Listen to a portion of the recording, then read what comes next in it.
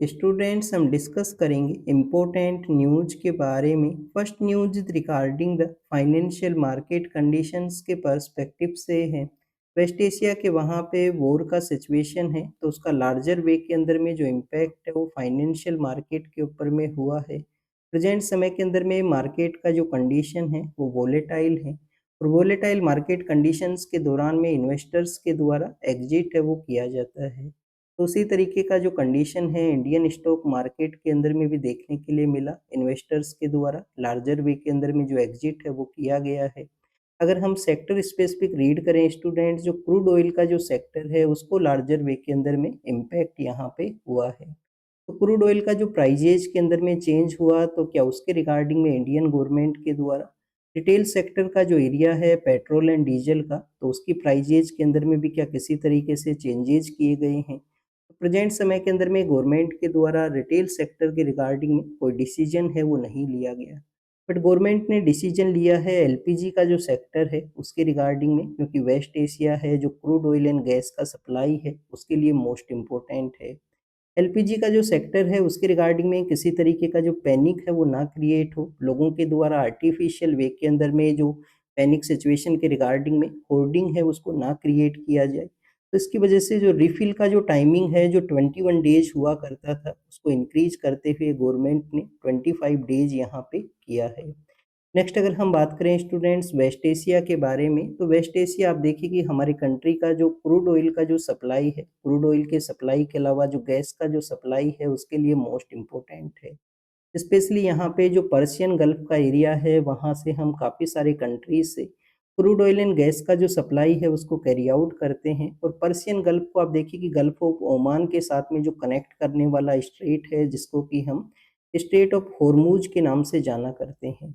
इस straight of Hormuz के ऊपर में ईरान का डोमिनेशन है, ईरान के द्वारा उस स्ट्रेट एरिया से जो मूवमेंट है उसको रेस्ट्रिक्ट किया गया है, और उसी की वजह से यहाँ पे ऑयल एंड गैस का जो सप्लाई है उसके रिगार्डिंग में डिस्टरबेंस है वो क्रिएट हुआ। हमारी कंट्री के अगर हम परचेज जो परसेंटेज है उसको यहाँ पे रीड करें, तो कंट्री का अराउंड आप देखिए कि 50 से लेकर 60% के आसपास जो क्रूड ऑयल है वो स्ट्रेट ऑफ हॉर्मूज से ही पास हुआ करता है।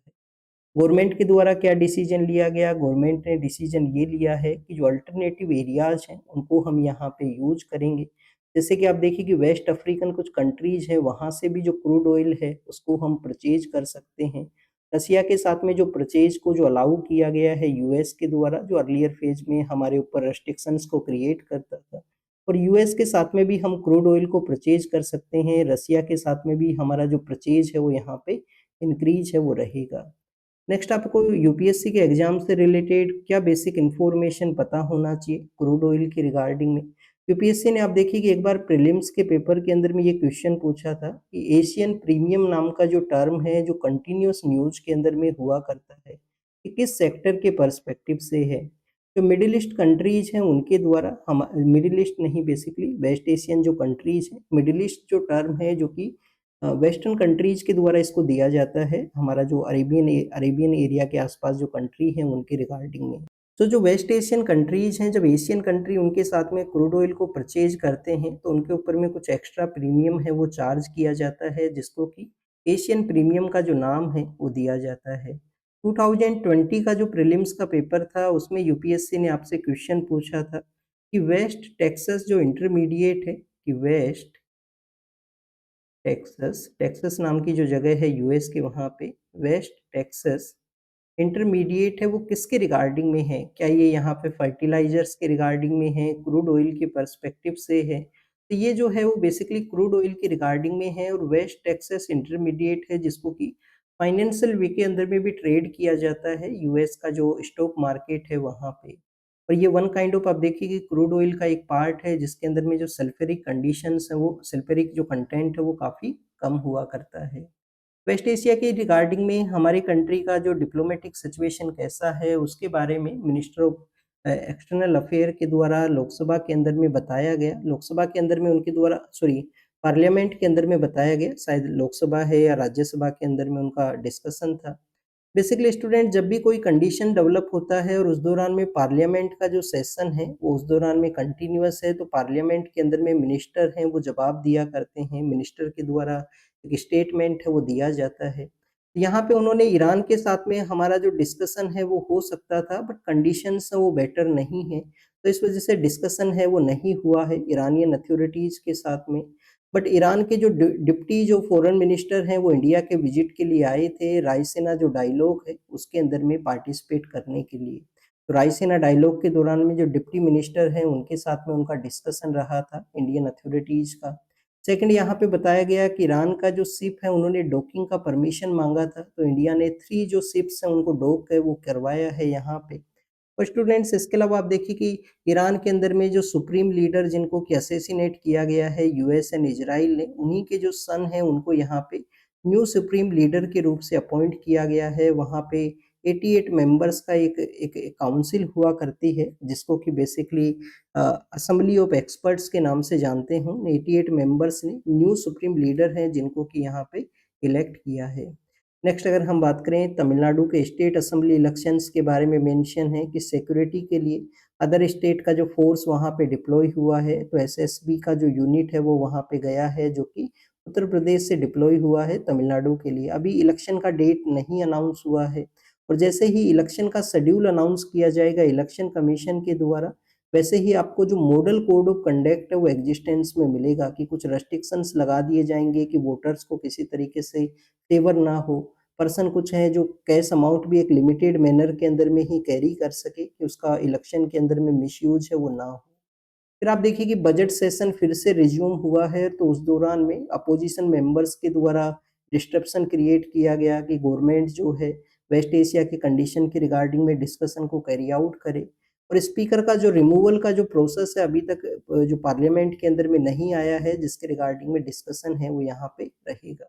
ये पार्लियामेंट्री प्रोसेस के बारे में मेंशन है, एग्जाम के लिए ज़्यादा कुछ इम्पोर्टेंट इन्फॉर्मेशन है वो नहीं है। फिर हमारा एक एयरलाइन का जो सेक्टर है उसके रिगार्डिंग में सिविल एविएशन के बारे में एक न्यूज़ है कि हमारा एक फ़्लाइट था जो कि आप देखिए कि मैनचेस्टर के लिए जाने वाला था, और जो फ़्लाइट है उसके अंदर में जो परमिट के रिगार्डिंग में एक डिस्टर्बेंस क्रिएट हुआ कि जो फ़्लाइट को जो परमिट है वो ग्रांट था या नहीं था।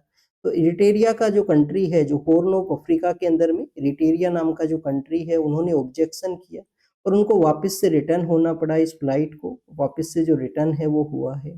फ्लाइट कहाँ के लिए जाने वाला था? मैनचेस्टर के लिए जाने वाला था। मैनचेस्टर नाम का जो सिटी है यूके के, वहाँ पे एग्जाम के अंदर तो आप देखिए किस तरीके से क्वेश्चंस नहीं आएंगे कि कहाँ के लिए फ्लाइट जाने वाला था, बट मैनचेस्टर को हमने क्यों मेंशन किया है? काफ़ी बार हमारे कंट्री के अंदर में भी आप देखिए कि टेक्सटाइल का जो सेक्टर है, टेक्सटाइल के सेक्टर के रिगार्डिंग में हमारी कंट्री के अंदर में भी कुछ कुछ सिटीज़ को इंडियन मैनचेस्टर के रूप से कहा जाता है कि इंडिया का मैनचेस्टर है। जैसे कि हम अहमदाबाद नाम का जो सिटी है उसको मैनचेस्टर के रूप से कंसीडर किया करते हैं। तो स्टूडेंट्स ये बेसिकली फ्लाइट के बारे में था, एविएशन के बारे में परमिट ना होने की वजह से अलाउ नहीं किया गया है और वापस से उनको रिटर्न है वो होना पड़ा। एविएशन का जो सेक्टर है उसके अंदर में हमारा जो रेगुलेटरी बॉडी है वो कौन-सा है? डीजीसीए जो है वो हमारा रेगुलेटरी बॉडी है। और डीजीसीए आप देखिए कि पहले जो एक एक नॉन स्टैट्यूटरी बॉडी के रूप से एग्जिस्ट था, बट 2020 के समय गवर्नमेंट के द्वारा रूल्स को चेंज किया गया।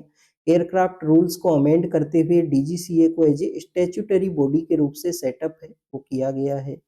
नेक्स्ट आप देखिए कि जो जो जो लोअर कोर्ट के द्वारा जो दिल्ली के फॉर्मर पॉलिटिकल लीडर थे, जो चीफ मिनिस्टर थे, और उनके भी आप देखिए कि मिनिस्टर हुआ करते थे जिनको कि जो डिस्चार्ज किया गया था लोअर कोर्ट के द्वारा, तो उसको उसका पिटीशन चैलेंज किया गया है सीबीआई ने हाई कोर्ट के वहाँ पे, और हाई कोर्ट के वहाँ पे जो रिप्लाई है वो मांगी गई है। एग्जाम के लिए ज़्यादा कुछ इम्पोर्टेंट नहीं है।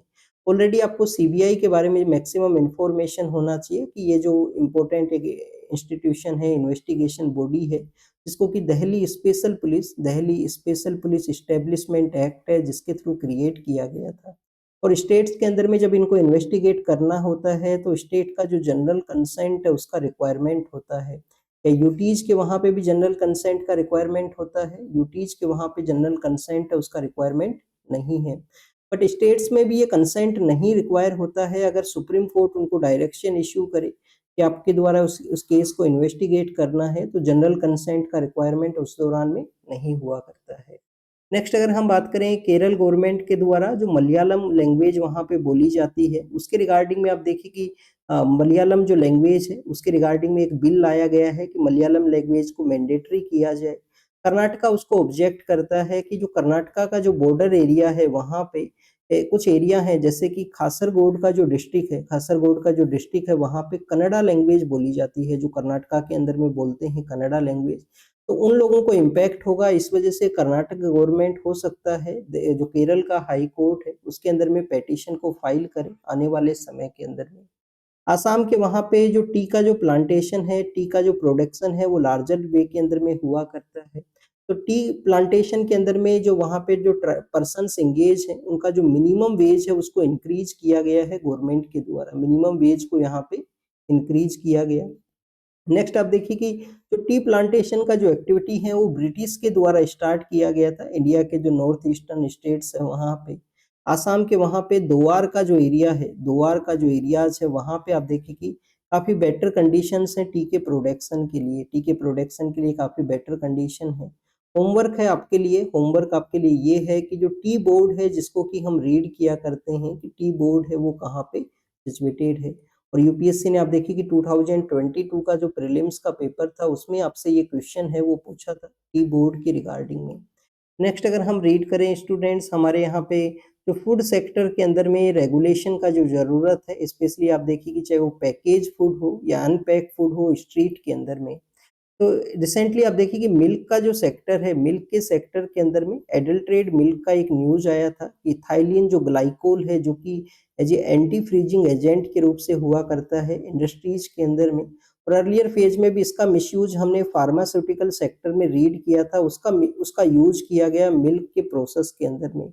और इसमें इसमें काफ़ी सारे लोगों का डेथ हुआ है आंध्र प्रदेश के वहाँ पे। तो आप देखिए कि मिल्क की वजह से ये जो कंज्यूम करने से लोगों का डेथ हुआ, तो हमारे यहाँ पे फूड का जो रेगुलेटरी बॉडी है, एफएसएसआई नाम का जो इंस्टीट्यूशन है, उसका रिस्पॉन्सिबिलिटी है कि समय-समय पे प्रॉपर वे के अंदर में रेगुलेशन किया जाए। और पिछले कुछ समय से जिस तरीके से फूड सेक्टर में अनएथिकल प्रैक्टिस मिली है, फार्मास्यूटिकल सेक्टर में अनएथिकल प्रैक्टिस मिली है, तो इम्पोर्टेंट जो रेगुलेटरी बॉडी है जैसे फूड का एफएसएसआई है, फार्मा का जो इम्पोर्टेंट बॉडी है, उनके द्वारा अपने रेगुलेशन को और हार्डर वे के अंदर में करने का ज़रूरत है। तो ये हमारे फूड सेक्टर के बारे में था। फिर आप देखिए कि मूसी रिवर के बारे में यहाँ पे मेंशन किया गया।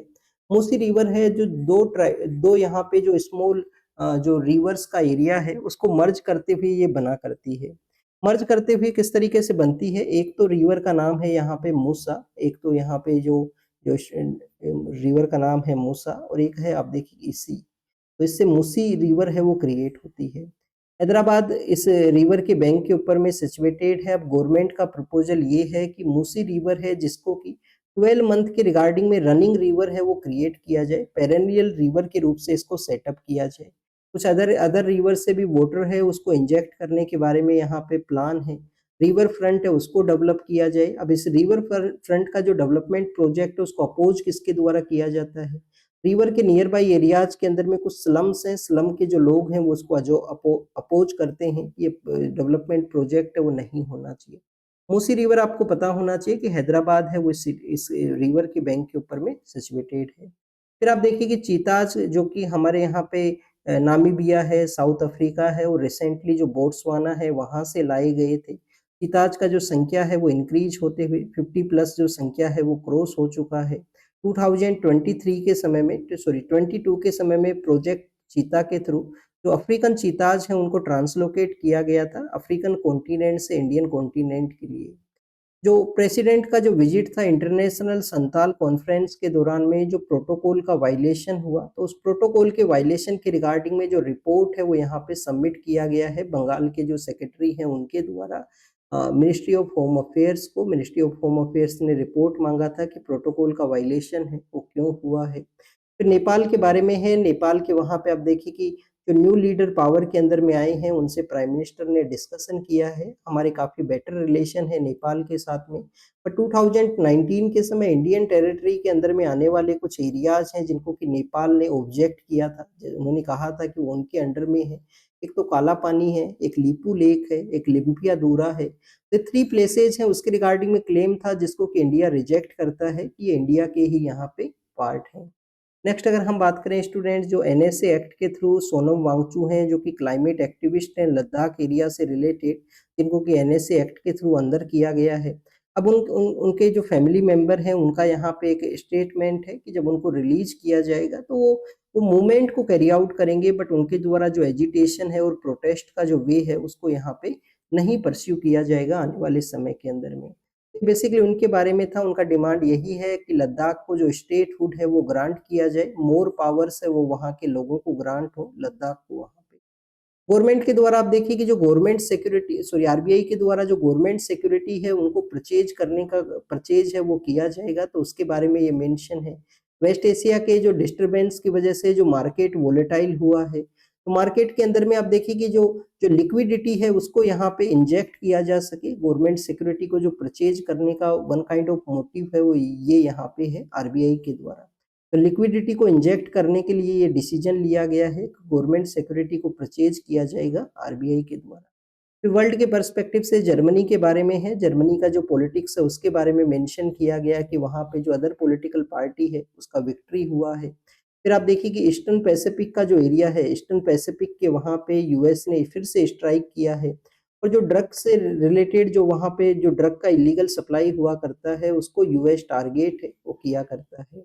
सीरियन जो लीडर हैं उन्होंने यहाँ पे आप देखिए कि जो लेबनान के जो लीडर हैं उनको यहाँ पे एंडोर्स किया है कि समय के साथ में जो हजीबुल्लाह नाम का एक टेरर ऑर्गेनाइजेशन है जो कि ईरान के साथ में रिलेशंस को रखा करता है, उसको डिसआर्म करने का ज़रूरत है लेबनान के वहाँ पे।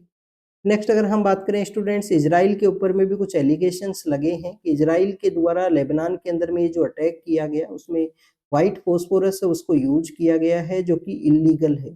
व्हाइट फास्फोरस है उसको यूज किया गया है जो कि इल्लीगल है। किसी भी वॉर समय के अंदर में इस केमिकल को यूज किया जाना। इजराइल के वहाँ पे स्टेटमेंट ये है कि सिविलियन पर्सन्स को वहाँ से निकाल दिया गया था, उसके बाद में व्हाइट फास्फोरस है उसका यूज हुआ है।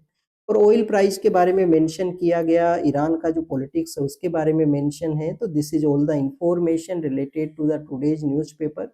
आप इसको रीड कीजिए, रिवाइज कीजिए, जो भी इंफॉर्मेशन आपको मिला है उसको नोट डाउन कीजिए। Thank you students, thank you very much.